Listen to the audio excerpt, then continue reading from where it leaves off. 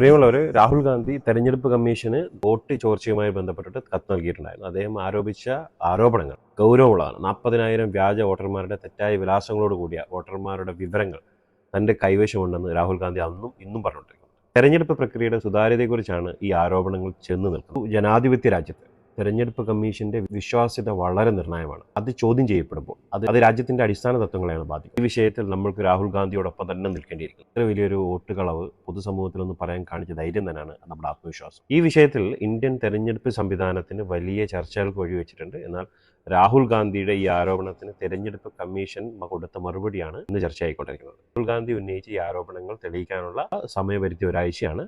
അല്ലാത്ത പക്ഷം പിൻവലിക്കുകയും ജനങ്ങളോട് മാപ്പ് പറയണമെന്നാണ് തെരഞ്ഞെടുപ്പ് കമ്മീഷൻ ആവശ്യപ്പെടുന്നത്. ഈ സംഭവം രാഷ്ട്രീയ ലോകത്ത് വലിയ വാദപ്രതിവാദങ്ങൾക്ക് വഴിവെച്ചിട്ടുണ്ട്. പ്രതിപക്ഷ പാർട്ടികൾ രാഹുൽ ഗാന്ധിയെ പിന്തുണച്ച് മുന്നോട്ട് വന്നിട്ടുണ്ട്.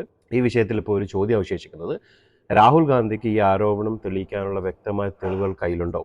ഉണ്ട് എന്ന് തന്നെയാണ് നമ്മളെല്ലാവരും വിശ്വസിക്കുന്നത്. രാഹുൽ ഗാന്ധി തെളിവുകൾ സമർപ്പിക്കുമ്പോൾ വരും ദിവസങ്ങളിൽ ഈ വിഷയത്തിൽ കൂടുതൽ വ്യക്തത വരുമെന്ന് നമുക്ക് പ്രതീക്ഷിക്കാം. എന്താണ് നിങ്ങൾക്ക് ഈ വിഷയത്തിൽ പറയാനുള്ളത്? രാഹുൽ ഗാന്ധിയുടെ നിലപാടിനെയാണോ അതോ തെരഞ്ഞെടുപ്പ് കമ്മീഷന്റെ തീരുമാനത്തെയാണോ നിങ്ങൾ പിന്തുണയ്ക്കുന്നത്? നിങ്ങളുടെ അഭിപ്രായങ്ങൾ എൻ്റെ ഈ കമൻറ്റ് ബോക്സിൽ രേഖപ്പെടുത്താം.